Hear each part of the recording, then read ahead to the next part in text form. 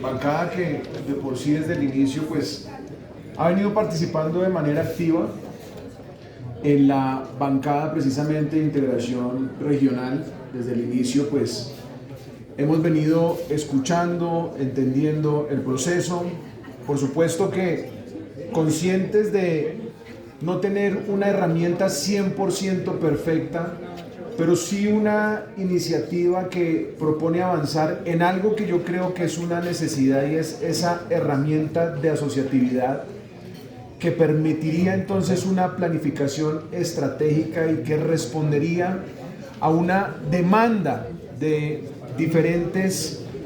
problemáticas que acogen a Bogotá y a Cundinamarca, como el crecimiento acelerado con ausencia de un planeamiento integral, el alto deterioro de las fuentes hídricas, la absorción de buena parte de la vivienda de Bogotá por parte de algunos municipios, el desaprovechamiento de las ventajas de aglomeración, la insuficiencia de vías, sus propias conexiones, temas de movilidad que ya avanzan. Creo que en esto tienen mucha razón los colegas que me antecedían en el uso de la palabra, sin la necesidad de la herramienta de la asociatividad o la integración, pero que seguramente bajo un espacio de esta figura asociativa pueda tener una planeación que le sirva a la ciudadanía, que en último es lo que necesitamos. Yo no voy a trazar una intervención pensando en suspicacias o en lo que creeríamos que son intereses personales o ambiciones colectivas determinadas o lograr algunos hechos de corrupción. Yo quiero hacer una intervención basada en precisamente lo que es esta propuesta de integración regional. Yo en la intervención que hice en la comisión quise mostrar un poco cómo históricamente tenemos una atenuación de ese modelo desbordado centralista propio de nuestra forma de Estado que por supuesto que en estos instrumentos, que si bien no son suficientes, insisto, pues creo que son necesarios para avanzar en el reconocer esa vocación propia de los territorios y encontrar la riqueza cultural, el desarrollo económico, social, la infraestructura y lograr esos objetivos generales. Hice una descripción histórica desde la etapa precolonial y empecé a mostrar cómo a través de las diferentes constituciones se está dando este debate del ordenamiento territorial. Ha sido un esfuerzo histórico el ordenamiento territorial, para terminar diciendo que ha sido también uno de los detonantes de nuestras épocas de violencia, el abandono del territorio, poco desarrollo de las zonas, frontera, pobreza, inequidad en la distribución y sobre todo que ha generado un déficit en lo que es el ordenamiento territorial, que en otras naciones, en otras ciudades del mundo hay un ejemplo de avance de lo que puede suceder cuando hay una buena herramienta de asociatividad. Así que el ordenamiento territorial desde nuestra bancada pues es un elemento que potencializará ese desarrollo y que le hace falta a la región y que de una u otra manera, aunque tenga esos defectos y esas fallas, creemos que es importante avanzar en esta oportunidad que permita la toma de decisiones y que permita la implementación de políticas públicas reales, no solo para un municipio o el distrito, sino también para la región. La reflexión que hacía en su momento es que, claro, hay que trabajar por una profunda y verdadera descentralización y que, si bien la consolidación de la región metropolitana pues puede ser insuficiente y tímida, desde esta orilla ese primer intento hay que apostarle y hay que creer que bajo esta lucha histórica de ordenamiento territorial podríamos avanzar. Algunas bondades que las vemos en materia de planificación regional, en temas de gobernanza, creemos que pues es importante para Bogotá lograr que incluso se avance con eso que en el plan de desarrollo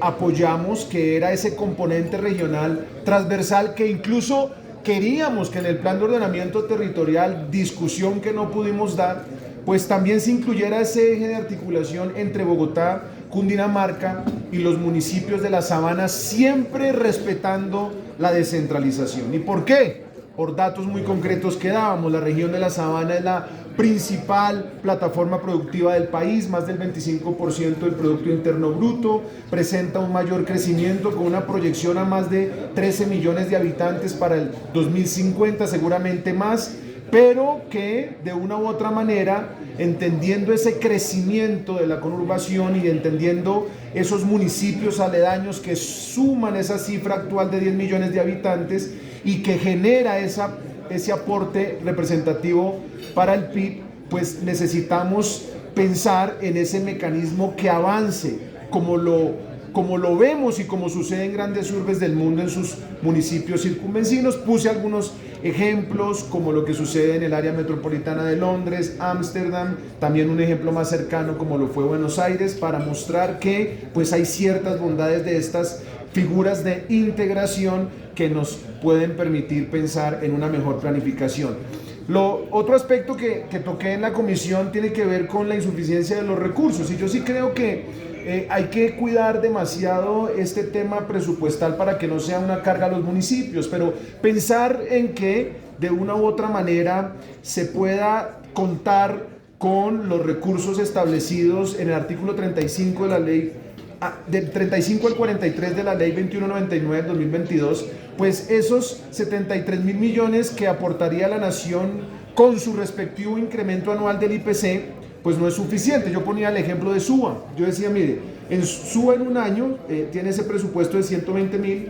millones y esto pues no es comparado a lo que se requiere para sostener una estructura como esta. Está bien no imponer impuestos o cargas a los municipios, pero sí creo que un tema como esto necesita una infraestructura y un soporte económico que logre. Creo que uno de los rezagos que tenemos en materia de ordenamiento territorial en Colombia es que la descentralización se hace es con recursos, y por eso pues necesitamos trabajar en la consecución de los mismos. El gobierno nacional tendrá que dar un aporte más significativo, las entidades territoriales también, y al final que se logren esos proyectos, se alcancen esos hechos metropolitanos que al final van a ser de beneficio para la ciudadanía. Hice un llamado respecto a la distribución de competencias, y es muy importante tener en cuenta una distribución de competencias clara. Creo que evitar la duplicidad de funciones, por supuesto que la ley orgánica determina unas competencias, pero hay otras que dependerán de las autoridades regionales, pues va a evitar riesgos que se han suscitado y se han traído al debate en esta discusión. En esa declaración misma de hechos metropolitanos, pues la adopción de planes, programas, proyectos estratégicos y de ordenamiento de esta región demanda que se establezcan esas políticas claves acordadas de manera armónica dentro de un proceso de distribución de competencias. Creo que el parágrafo del artículo 4 que refiere a esa aprobación, donde el Consejo de Bogotá juega un papel fundamental, es importante. Creo que Bogotá y Cundinamarca, como lo he dicho en diferentes intervenciones, siempre han sido socios. Incluso algunas situaciones han hecho que estas fronteras geográficas se vayan borrando. Permitirá entonces que se respete esa estructura de la Constitución del 91 de subsidiariedad, complementariedad, concurrencia, para que se construya una visión compartida del desarrollo. Esto es lo más importante desde esta apuesta de Bogotá región, que permita ejecutar esas grandes inversiones y esos grandes proyectos que necesitan los bogotanos y los cundinamarqueses. Así entonces, señor presidente, creo que aquí, como lo hemos dicho también los medios de comunicación, perfección no encontramos. Hay una oportunidad, hay unas interpretaciones que permiten afirmar de una u otra manera que si esto no sale bien, entonces se puede considerar la decisión, pero al considerar la decisión, pues Bogotá desarmaría toda esta integración, y por eso hemos hecho este análisis y creemos importante que se pueda generar ese espacio de confianza para que al final logremos tener una figura de asociatividad y de integración regional. Gracias por el uso de la palabra, señor presidente.